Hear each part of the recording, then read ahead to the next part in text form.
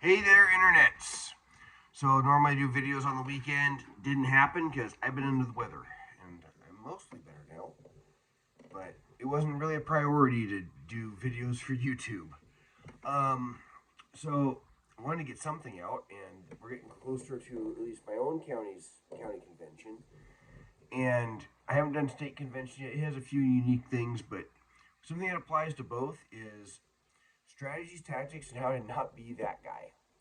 So whether you're going to state convention or the county convention, there are ways.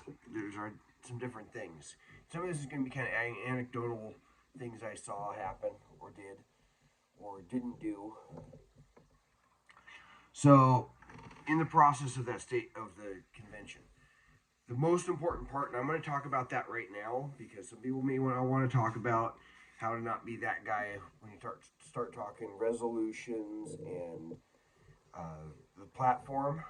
Let's talk about first and foremost strategies, and the biggest one, and really the one that I wanted to focus on, if I can, it's the one I can think of regarding delegates. And this is why, if you're in a state that hasn't had primary or caucus yet, it's still important that you go, even if you say, "Well, Trump's going to win," because in the process of selecting those delegates, you reflect who your party is. So you remember in 2016 when the Democrats booed God at their convention? That happened because their base chose those delegates that booed God. That is who the Democrats are. So when we say they're godless socialists and megalomaniacs who want power, that is because that's who got elected to their convention. So don't for a moment think that that's not who they are.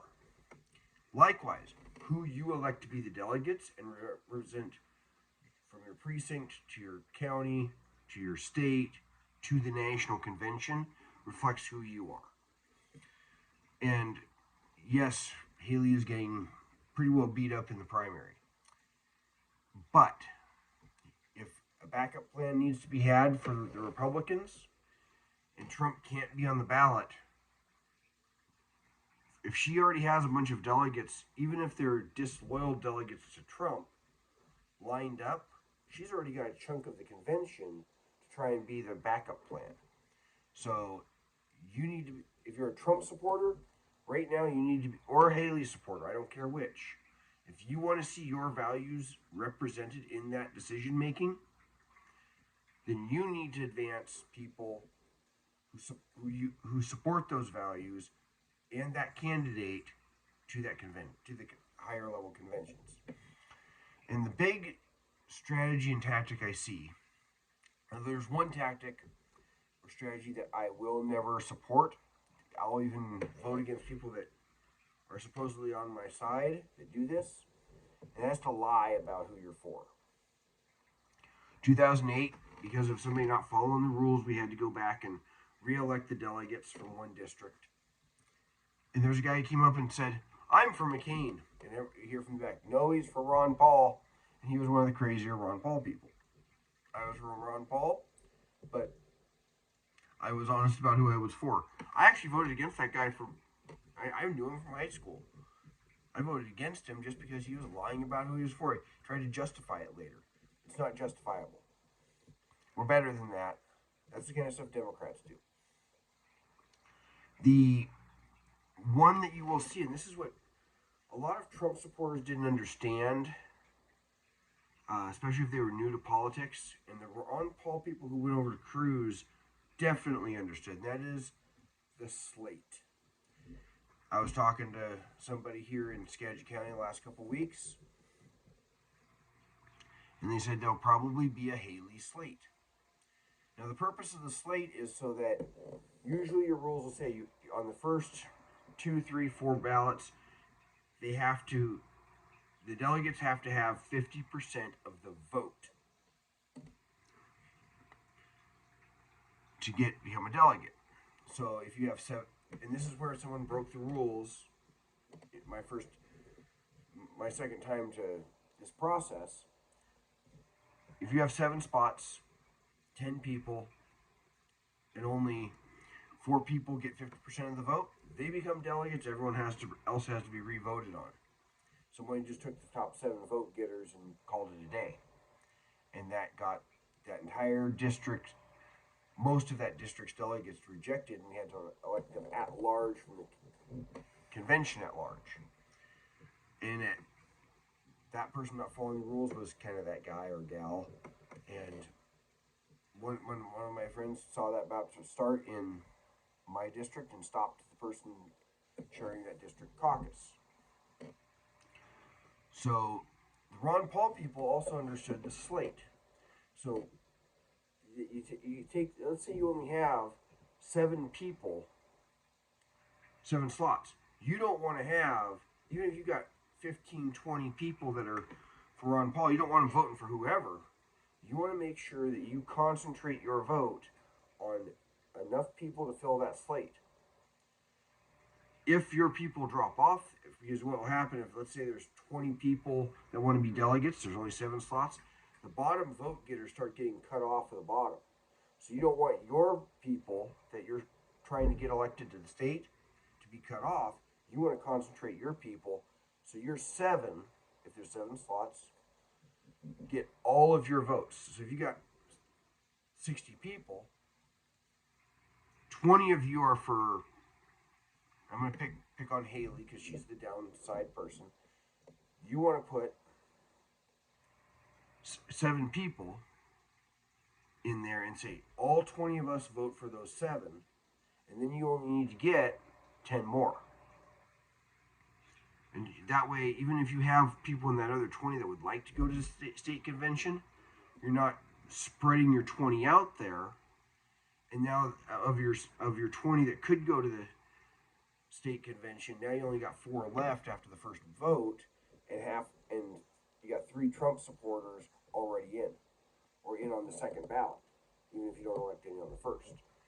So, if you're a Haley supporter, if you're a Trump supporter, you should be contacting your local campaign manager, county campaign manager or county chair for that campaign and saying, I want to be on that slate if there is one. And if there isn't one, you should be starting to assemble one. In 2016, I was helping assemble a slate in the last minutes before that vote. We dominated the convention. I think almost every delegate and alternate coming from Skagit County was a Cruz supporter because of this. This is how Ron Paul, in 2012, his supporters were able to advance. He only got like 20% of the vote on caucus day, but by the time they left Iowa, they had 20 of 28 delegates. So that strategy works. It's not just someone trying to be controlling. It's not someone trying to tell you what to do. It's someone trying to win. So if you want your candidate to win, that's what you need to do. It is a very effective method of keeping your vote concentrated so you don't spread it out and end up having your people drop off, and then the only people left to vote for are the other people. They get 50% and they move on. At the very end of that process, because usually they'll say after 4 ballots, then you just take the top vote getters, and then you do the alternates. It can go through 2 times like that. But the slate, and for people in Washington, if you're concerned about the governor's race, because we're going to have that nominating convention at state, where they're going to try and say, we're going to get behind this gubernatorial candidate, and any other statewide that are there, you need to be putting together either a Sonny Bird slate or Will Reichert slate. Flat out. So, definitely the strategy to think about most is that. Now, going beyond that, usually you got your platform and then you got your resolutions. At state, it seems like we never get to the resolutions and they end up automatically adopted, even if I think they're bad ones, because people waste time. At a state convention, there'll probably be a class saying, this is how the state convention works. My first few times to the state convention, Kirby Wilbur was the chair, and he gave a class and said, this is how I will handle these different situations, because this is how I interpret the rule. So you know in advance. First thing, if you don't like a rule, don't wait until afterwards to challenge it, because you're just going to spend time wasting time wanting to suspend rules, go back and revisit the rules, and you're never going to get to your amendments. First way to hack somebody like me off is time wasting like that. Once you know the rules, work within the rules.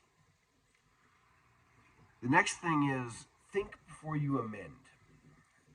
This is where I was kind of that guy in 2006.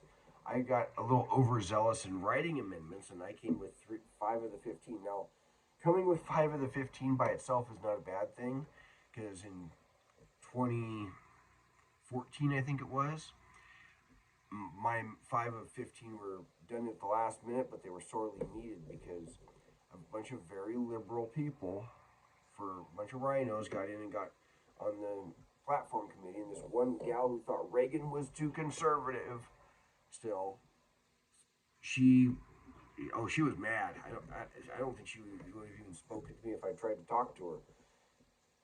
They wrote a very rhino approved platform, and I came in with a pro Second Amendment one that honestly it was designed to imply, to not say we think machine guns should be legal, but it could be interpreted that way.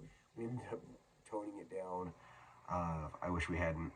And I had multiple of them, and I think all my amendments in principle, I think most or all of them passed. Now, amendments can be, I've been on both sides I've been on the platform committee and not. I've been on both sides of the to amend argument, because when I was on the platform committee, I didn't feel like it was right for me to vote to amend it. But when I had people on the platform committee who had been outvoted coming to me with amendments in 2014, it needed to be amended. They were wanting to know if I'd written any. So we were at my first convention. Actually, let's go back to my first time to state. There was people don't wordsmith the amendment or the platform. There's not time for that. There's people coming up wanting to amend in 2010. My first time to the state convention, amend a certain section to remove a reference of John Locke from one part of the platform because they didn't like something else he said about eminent domain, so they wanted any reference to him removed, even though they would have agreed with him on the part where he was mentioned. Somebody else wanted to amend it just because usually they'll say, who wants to, all you have to do is let it be known that you want it amended, and they'll set that section aside at the state convention, or just open it up for amendments if there's only a few, period, because they have to be submitted in advance at a county convention probably. Someone says, just a little stronger language. That's wordsmithing it. One word changes could well be wordsmithing. That does not mean a word. So make your changes substantial. I rewrote the Second Amendment one for the 2014 platform at the county. It was substantial change, not just, we support the Second Amendment, because the Democrats will say that. I said, we believe that the Second Amendment is this. But a one-word amendment can be substantial. My very first convention is a perfect example of that. I'm sitting there at the county convention. I didn't go to state because I was so new to it, I didn't want to take that step. And I'm sitting at a table with a bunch of other people, and we got it open for amendments. And somebody came up with one regarding the Department of Education. The platform committee had written it, reform the Department of Education. The amendment was to change the word reform to eliminate. Substantial difference between reform and eliminate. That one word amendment passed. That's when we figured out be loud when you're saying aye on the all in favor. We passed that one. So on your amendments, make them substantial or don't mess with it because you're never going to get to them all. And very important ones like, are you, if they have, if somebody tries to insert amnesty into your platform, you want to be able to get that kicked out. You don't want to be arguing over a little stronger language in the preamble. Okay, so think about what you're wanting to amend, because granted, everyone thinks their amendment is important, and it isn't necessarily. You don't need to be the guy that brings 15 of them, especially if you're a first-time candidate. I saw a first-time candidate hamstring himself. I was supporting him. He went to wordsmithing it because his tactic was, I want to draw attention to my campaign because his campaign manager told me this.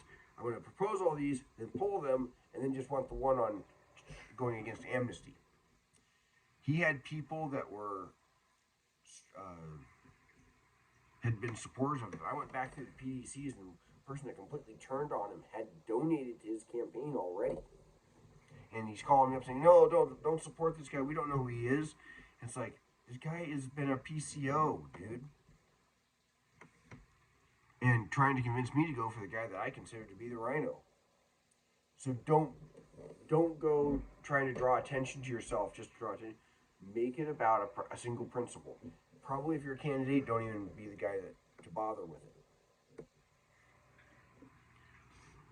And so when it comes to when it comes to amending your platform, because your platform does reflect who you are. Remember, Democrats booed God when they tried to amend theirs. Somebody tried to amend their platform at their national convention. That platform matters. It does reflect who you are. When I did my videos a couple years ago on proof the Democrats are coming for your guns, what did I go to? Their platform. Then there's the resolutions. Again, same kind of thing. Don't get wacky and wild. They always seem to get automatically adopted, but those are important.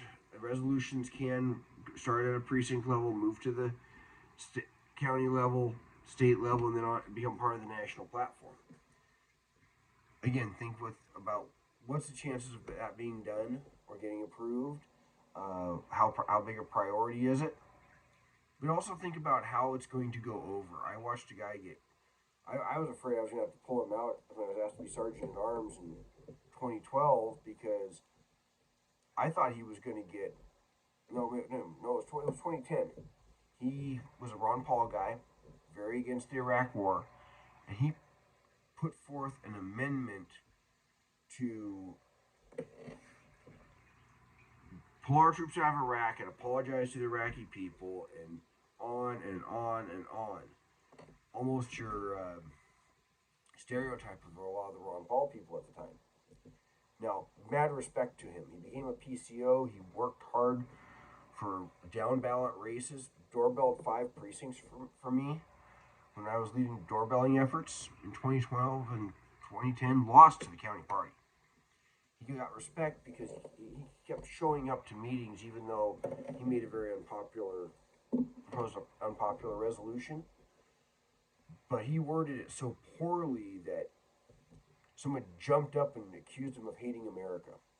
I don't think he does. Don't think he did. But it went over about as well as supporting heterosexual marriage only at a Democratic convention. That's about how well it went over. I thought I was going to have to pull him out for his own safety. That's when I say thought I was going to have to pull him out as sergeant at arms. I was more worried about his life than him doing something he shouldn't. It went over bad. So think about what you're proposing as a resolution. So those are the big things of what not to do or what to do. But let me know if I missed something. I'll be happy to do a follow-up. Until then, you all take care.